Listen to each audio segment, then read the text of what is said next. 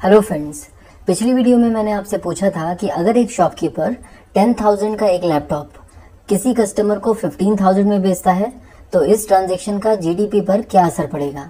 तो चलिए इसे समझने की कोशिश करते हैं। यहाँ पर ये जो लैपटॉप है, अगर ये इसी फाइनेंशियल ईयर में प्रोड्यूस किया गया है तो ऐसे में इसकी जो भी वैल्यू है वो जीडीपी में ऐड हो जाएगी एज 10,000।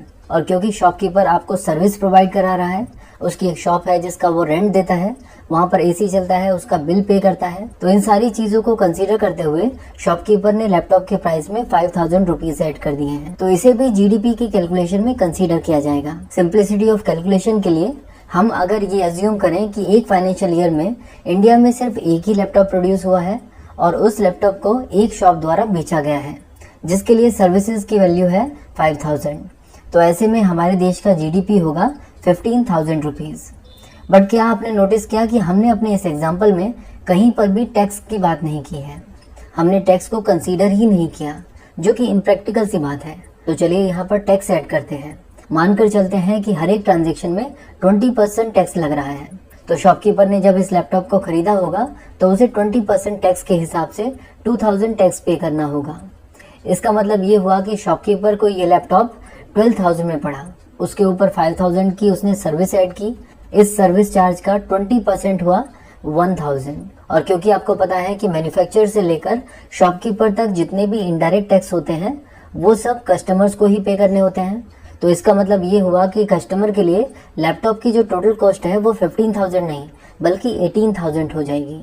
तो अब अगर मैं आपसे पूछूं कि अगर एक फाइनेंशियल ईयर में हमारे देश में एक लैपटॉप प्रोड्यूस हुआ और एक सर्विस प्रोड्यूस हुई, तो ऐसे में जीडीपी 15,000 होगा या फिर 18,000। इसका आंसर आप तभी दे पाएंगे जब आपको फैक्टर कॉस्ट और मार्केट प्राइस के कंसेप्ट के बारे में पता होगा। बेसिकली जीडीपी को फैक्टर कॉस्ट में भी निकाला जा सकता है और मार्केट प्राइस पर भी।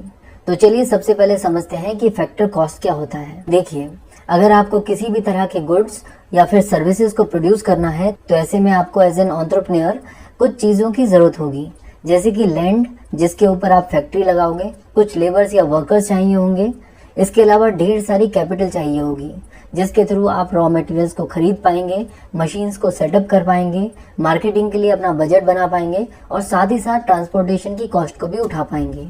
बट क्योंकि सबके पास इतना कैपिटल नहीं होता, इसीलिए ये पैसा आप बैंक से ब्याज पर ले सकते हैं, यानी इंटरेस्ट पर ले सकते हैं। तो एज एन एंटरप्रेन्योर जब आप एक प्रोडक्ट को बनाते हैं तो आप उसके प्रॉफिट के बारे में भी सोचते हैं। जो लैंड आपने ली है उसके लिए आपको रेंट देना होता है, लेबर्स और वर्कर्स को वेजेस और सैलरीज देनी होती है। इसके अलावा बैंक से आपने जो पैसा उठाया है उसका इंटरेस्ट भी आपको भरना होता है और इन सभी चीजों की कॉस्ट होती है। चलिए मान के चलते हैं कि एक महीने में लैंड के लिए जो आप रेंट देते हैं वो है 20,000, लेबर्स और वर्कर्स को जो वेजेस और सैलरीज देते हैं वो है टोटल 20,000, और बैंक से जो आपने पैसा उठाया है उसके लिए आप बैंक को जो हर महीने ब्याज देते हैं वो है 20,000 रुपीज। और इसके अलावा आप मानते हैं कि आपको हर महीने 40,000 रुपीज का प्रॉफिट करना है, तो एक महीना फैक्ट्री रन करने की जो आपको कॉस्ट आ रही है वो है 1 लाख रुपीज। और मान के चलते हैं कि आप इस एक महीने में 10 लैपटॉप्स बनाते हैं, तो इसका मतलब ये हुआ कि आपके लिए एक लैपटॉप बनाने की जो कीमत है वो है 10,000 रुपये, और इसे ही फैक्टर कॉस्ट कहा जाता है क्योंकि प्रोडक्शन के जितने भी फैक्टर्स हैं उनको कंसीडर करने के बाद आपने इस कॉस्ट को निकाला है। तो लैपटॉप की फैक्टर कॉस्ट हुई 10,000 रुपीज। इसी तरह शॉपकीपर की भी फैक्टर कॉस्ट निकाल सकते हैं, उसकी शॉप का रेंट, एसी या इलेक्ट्रिसिटी का किराया, मशीनों की मेंटेनेंस और वहां पर काम करने वाले वर्कर्स की सैलरीज। इन सब चीजों को निकालकर जो फैक्टर कॉस्ट बनती है वो है 5,000 रुपीज। तो इसका मतलब ये हुआ कि हमारे एग्जाम्पल में जीडीपी एट फैक्टर कॉस्ट हुई 15,000 रुपीज। और अगर अब बात करें मार्केट प्राइस की, तो मार्केट प्राइस होता है factor cost plus indirect taxes minus subsidies. इसका मतलब 15,000 रुपए के ऊपर जितने भी टैक्सेस सरकार द्वारा लगाए गए हैं, अगर उन्हें भी हम यहाँ पर जोड़ दें और सरकार ने अगर कोई भी सब्सिडी दी है लैपटॉप बनाने के लिए उसको हम यहाँ पर माइनस कर दें, तो हमें जो वैल्यू मिलेगी वो होगी जीडीपी एट मार्केट प्राइस। तो चलिए जीडीपी एट फैक्टर कॉस्ट और जीडीपी एट मार्केट प्राइस से रिलेटेड एक एग्जांपल को देखते हैं। यहाँ पर हम 3 साल का एक डेटा देखेंगे। हमारे एग्जांपल के हिसाब से जीडीपी एट फैक्टर कॉस्ट है 15,000 रुपीज। मान के चलते हैं कि ईयर 2021 में सिर्फ एक ही लैपटॉप प्रोड्यूस हुआ और एक ही सर्विस प्रोड्यूस हुई, तो फैक्टर कॉस्ट अभी भी 15,000 ही रहेगी। और यही सेम सिचुएशन रही नेक्स्ट ईयर, यानी 2022 में भी। यहाँ पर भी फैक्टर कॉस्ट 15,000 ही रहेगी क्योंकि एक ही लैपटॉप बना और उसे ही शॉपकीपर द्वारा बेचा गया। अब बात करते हैं जीडीपी एट मार्केट प्राइस की। तो हमारे एग्जाम्पल में ये वैल्यू थी 18,000 रुपीज, बट एज्यूम करते हैं कि 2021 में सरकार ने इनडायरेक्ट टैक्सेस बढ़ा दिए। इसका इम्पैक्ट ये हुआ कि जीडीपी एट मार्केट प्राइस 18,000 से बढ़कर 20,000 हो गया।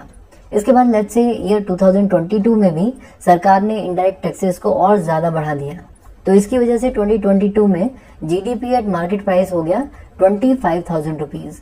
तो आप देख रहे हैं कि इकोनॉमी में गुड्स एंड सर्विसेज के प्रोडक्शन में कोई भी इंक्रीमेंट नहीं हुआ।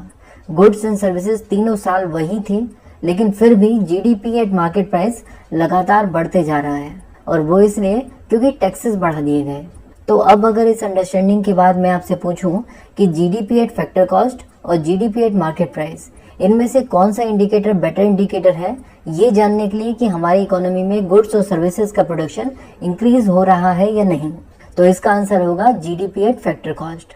और हमारे देश में भी जीडीपी फैक्टर कॉस्ट पर ही कैलकुलेट हुआ करता था, बट ईयर 2015 में इंडिया के जीडीपी को मार्केट प्राइस पर कैलकुलेट किया जाना शुरू कर दिया गया। मैं चाहता हूं कि आप कमेंट बॉक्स में लिखकर बताएं कि ऐसा क्या कारण होगा जिसकी वजह से ऐसा किया गया। इस तरह के क्वेश्चंस आपके एनालिटिकल थिंकिंग को डेवलप करने में मदद करेंगे और मेंस के लिए आपको प्रिपेयर करेंगे। और इसके अलावा मैं आपको इसका आंसर दूंगा नेक्स्ट वीडियो।